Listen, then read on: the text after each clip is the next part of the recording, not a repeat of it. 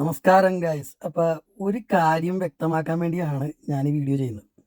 വേറൊന്നുമല്ല, ഞാൻ ഈ ഇസ്ലാം മതവിമർശനത്തിനെ കുറിച്ചൊക്കെ വീഡിയോ ചെയ്യാറുണ്ടല്ലോ, അത് നിങ്ങൾ കാണാറുണ്ടല്ലോ. കാണുന്നവരോടാണ് ഞാൻ പറയുന്നത് പ്രാഥമികമായി. ഇനി എന്നെ ആദ്യമായിട്ട് കാണുന്നവർ അറിഞ്ഞോ, ഞാൻ എന്താ ഇങ്ങനെ ചെറിയ ഇസ്ലാം വിമർശന വീഡിയോകളൊക്കെ ചെയ്യാറുണ്ട്. ഞാൻ പല വീഡിയോകളും ചെയ്യാറുണ്ട്. അതിൽ ഒരു ജോണറയാണ് ഈ ഇസ്ലാം വിമർശന വീഡിയോകൾ ഞാൻ ചെയ്യുന്നത്. അപ്പോൾ സ്വാഭാവികമായും അതിനെതിരെ വന്നിട്ട് മുസ്ലിങ്ങൾ വന്നിട്ട് കുറേ കാര്യങ്ങൾ പറയും. അത് നമുക്ക് എല്ലാവർക്കും അറിയാവുന്ന കാര്യമാണ്. കാര്യം ഇസ്ലാമിനെ വിമർശിച്ച് കഴിഞ്ഞാൽ വിമർശിക്കുന്നവൻ്റെ ഒരു ഡാറ്റാബേസ് അവരെടുക്കും. അവരങ്ങ് നോക്കും ഇവൻ്റെ എന്താണ് ഇവൻ്റെ ഒരു രീതി എന്ന് അവരങ്ങ് നോക്കും. അപ്പോൾ ഹിന്ദു ആണെങ്കിൽ സംഘി, അപ്പോൾ സംഘിയാണ്. ക്രിസ്ത്യാനി ആണെങ്കിൽ ക്രിസംഘി. ഇനി ഒന്നും കഴിഞ്ഞില്ലെങ്കിൽ തീവ്രവാദിയാക്കും. അപ്പോൾ വിമർശിക്കുന്നവനെതിരെ ഇങ്ങനെയൊക്കെയുള്ള കാര്യങ്ങൾ പറയുന്നത് സ്വാഭാവികമാണ്. പക്ഷേ അവർ കൂടി അറിയാൻ വേണ്ടിയിട്ടാണ് ഞാൻ പറയുന്നത്. അവരും ബാക്കിയുള്ള എല്ലാവരും അറിയാൻ വേണ്ടിയിട്ടാണ് പറയുന്നത്.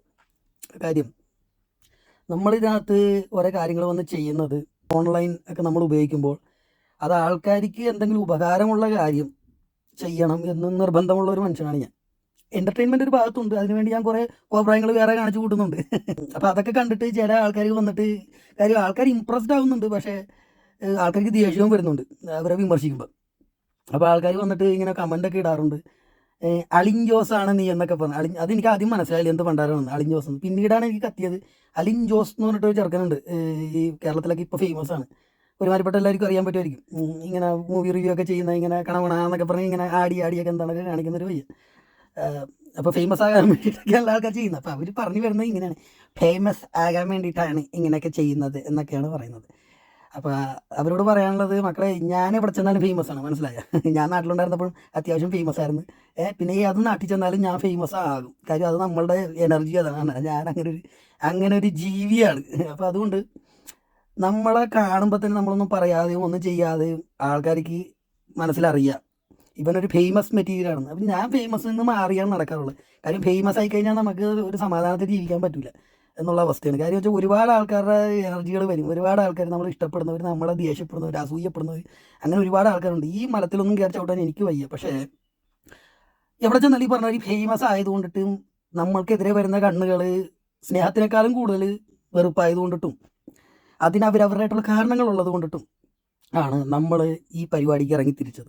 ഈ നോ ബി എസ് ലൈഫ് എന്ന് പറഞ്ഞ സംഭവത്തിന് ഇറങ്ങിത്തിരിച്ചത്.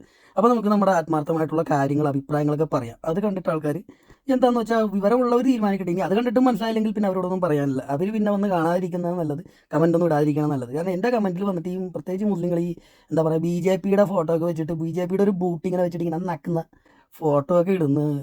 പിന്നെ കുറേ എന്തൊക്കെയൊക്കെ പറയുന്നു.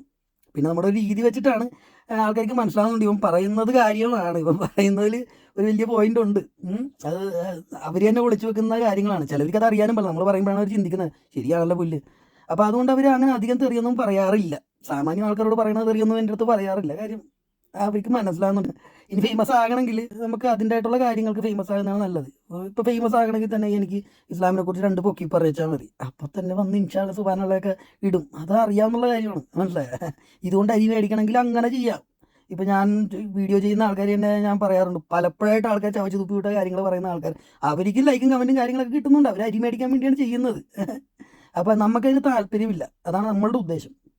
അപ്പോൾ നമ്മളുടെ യഥാർത്ഥ രീതിക്ക് ജീവിക്കണം എന്നുള്ള കാര്യമുണ്ട്. ജീവിച്ചുകൊണ്ടിരിക്കുന്ന മനുഷ്യനാണ്.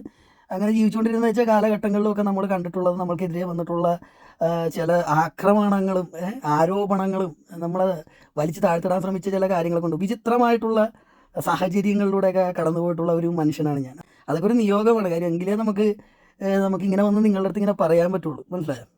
അപ്പോൾ എന്താ പറയുക, നമ്മളെ പ്രപഞ്ചം പ്രിപ്പയർ ചെയ്യുകയാണ് എന്നൊക്കെ വേണമെങ്കിൽ പറയാം അതിന്.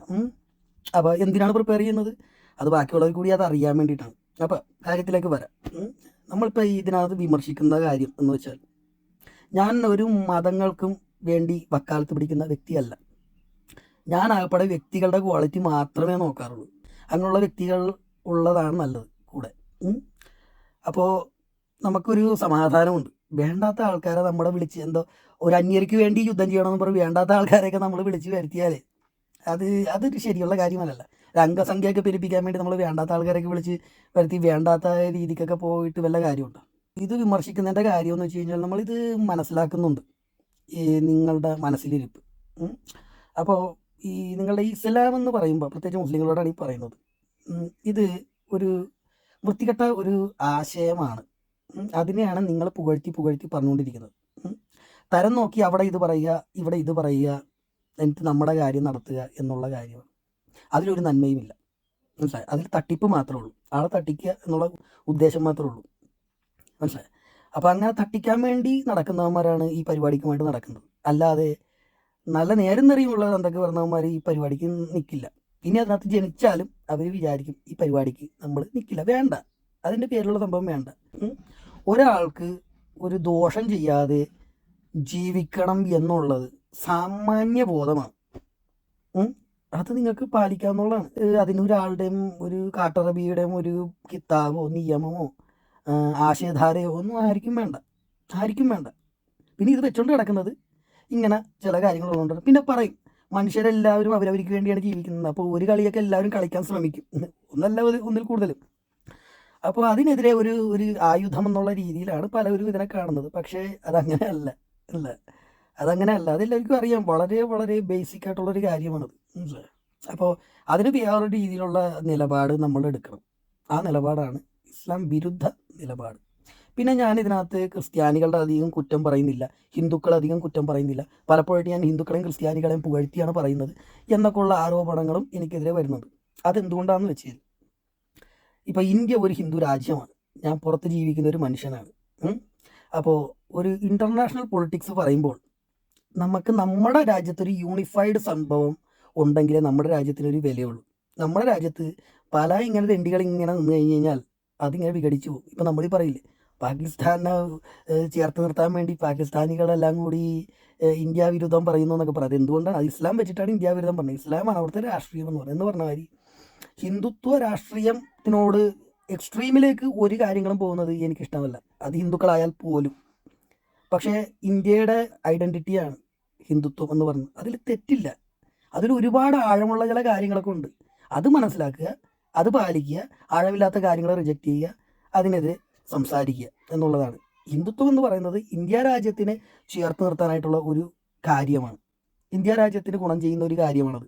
കാര്യം പുറത്തിറങ്ങി നടക്കുമ്പോൾ, പുറത്തിറങ്ങി ജീവിക്കുമ്പോൾ നിങ്ങൾക്കറിയാം ഇന്ത്യക്കാരെന്നുള്ള രീതിയിൽ നിങ്ങൾക്ക് വില കിട്ടണം. മനസ്സിലായി? അത് ഇതിനകത്ത് നടക്കുള്ളൂ. അതുകൊണ്ടാണ്. മനസ്സിലായി?